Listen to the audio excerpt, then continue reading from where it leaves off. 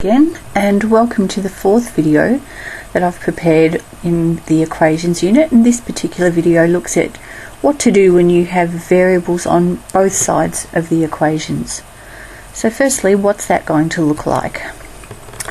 Until now we've solved plenty of equations where there's been a pronumeral located on only one side of the equal sign.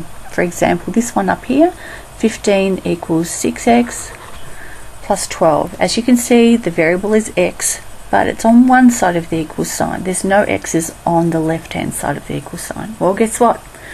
Today we're going to focus on solving equations where the same variable appears on both sides of the equal sign. So let's have a look. Here's an example of the type of problem I'm talking about. 12 plus 5x is equal to 16 plus 3x. Now we're starting to get into the territory where it's going to be very difficult for you to just solve by inspection or solve by guessing. So we really need to nut out an approach that will help us to solve this type of problem. Firstly, I'm going to put a diagram over here on the right, which also represents this equation. Some people like to think of equations as being a little bit like a set of scales, where in the middle here, this balancing point here is the pivot, or where the equal sign is, and on the left hand side of the scale we've got the 12 plus our 5x over here, and on the right hand side we've got the 16 plus the 3x. And at the moment, if there's an equal sign in here, which there is, it means that the scales are balanced. So for us to keep these scales balanced, whatever we do to one side of the equation, we will need to do to the other. So if you can imagine that I could pick up some of these little x's down here and remove them, but still keep this scale balanced, then hopefully you'll be getting the idea that this x could be removed, and so could this one at the same time to get things balanced. This one could go, matching it with that one, and of course this one here could go, matched with that one. So we've taken 3x off from both sides, and what we've got is, well, definitely a lot less sitting on the scales, but a slightly new version of what our scales would look like.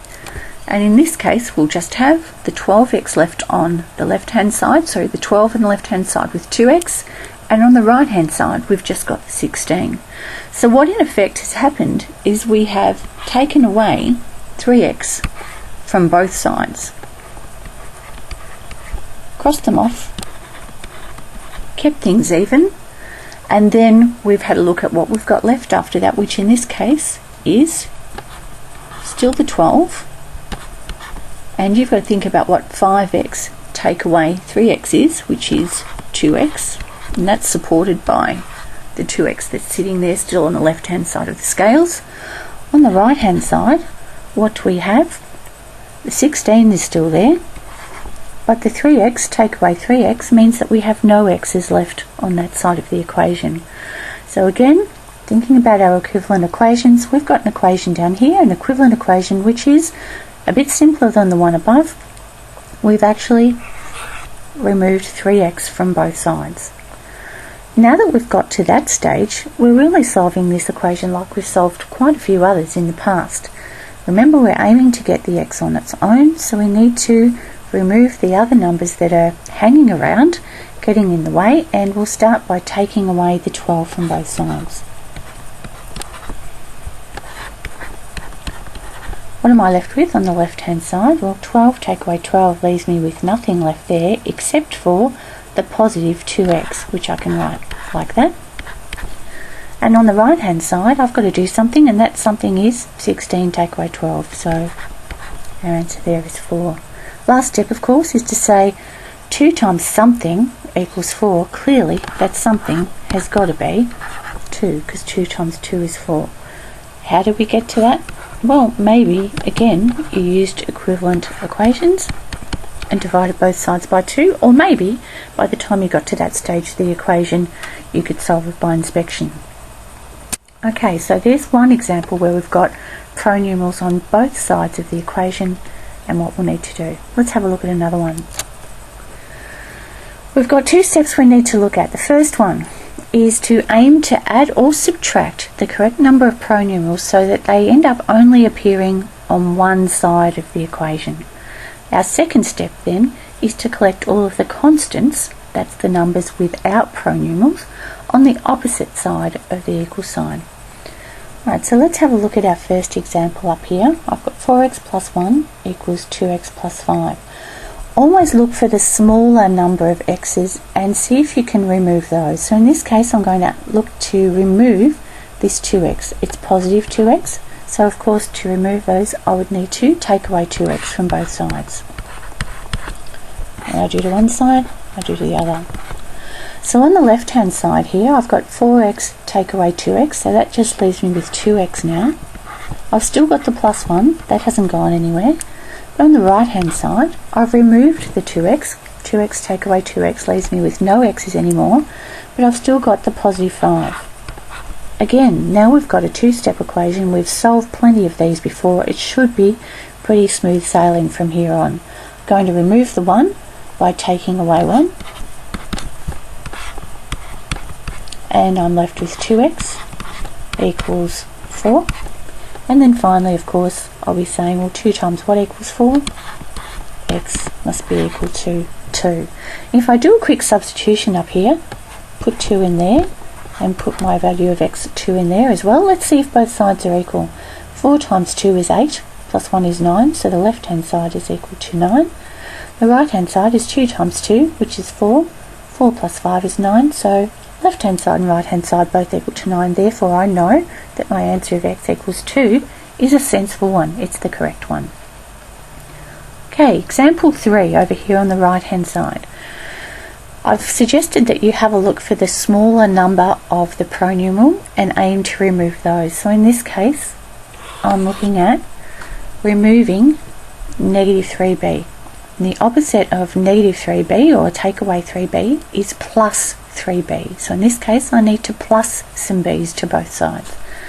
And the opposite to take away 3b is plus 3b. So I'm going to do that to both sides. My left hand side now ends up being 3b plus 4b, which is 7b, plus 12, is equal to 89. And when I've got my minus 3b plus 3b, I end up with no b's at all. So I don't actually have to write down any b's at all. And remember, that was the aim, was to add or subtract the correct number of the pronumerals so that they only end up appearing on one side. And here they are sitting over here. We don't have any b's sitting on the right hand side anymore. From here on in, it's the same strategies as before. We'll remove the 12 by taking away 12. So I'm left with 7b is equal to 77. And then the last step is to say 7b equals 77. 7 times what equals 77? b must be equal to 11. And there we have it. Hope you've got that written down in your notes. Alright, let's have a look. We're nearly there. This one, again, has u's on both sides of the equal sign. And I've suggested to you in the past that we aim to get u's on one side of the equal sign and the constant term on the other side of the equal sign. There's a couple of ways we could solve this one. I've also suggested in the past that we remove the smaller number of u's. So let's try that and see what happens. So I've got only 2u on this side, so I'm going to take away 2u from both sides. And let's see what happens here. 2u take away 2u leaves me with no u's. And how do I write that? 0.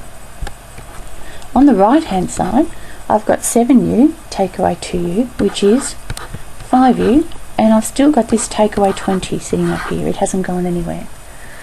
Okay, now some people might look at that and freak out a little bit, but I want you to think about what the next step in our aim was, and that was to have all of the constant terms, in this case this negative 20, have it on the opposite side to where the u's are currently located. So at the moment the u's are on the right hand side of the equation, and so is the minus 20. Not much help when they're both together.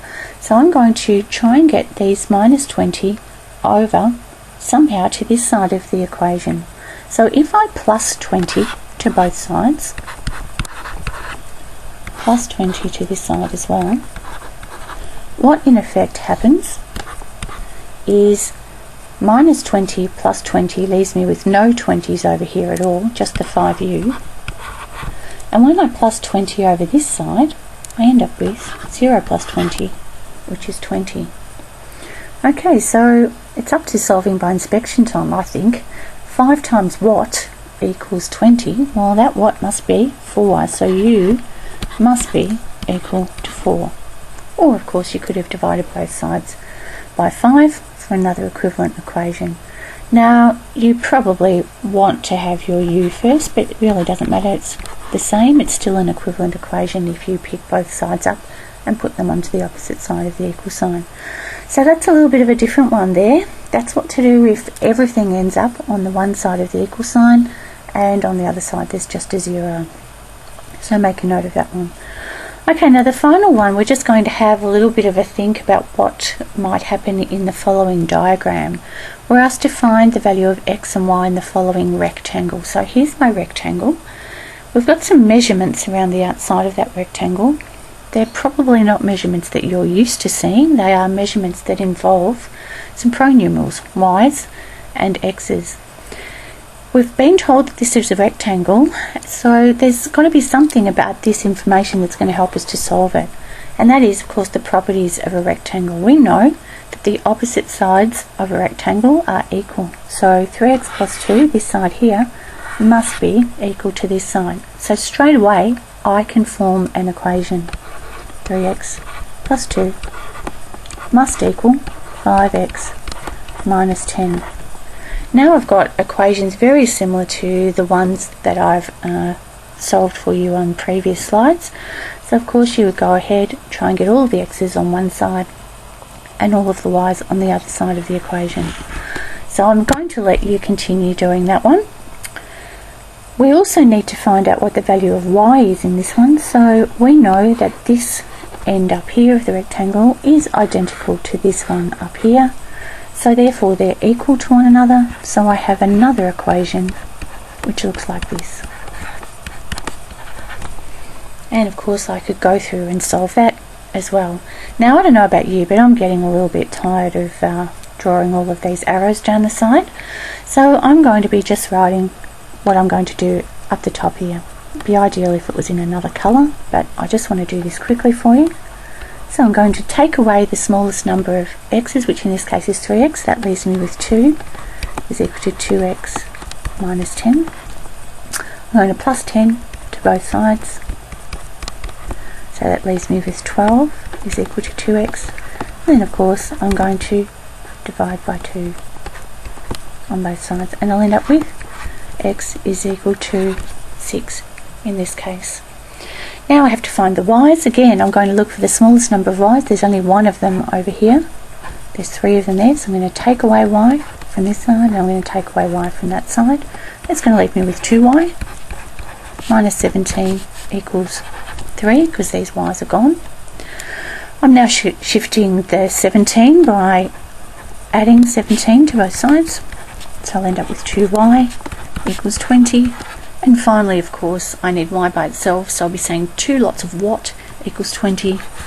Y must be equal to 10. And there you have it. Hopefully, you are right on track to getting those answers as well.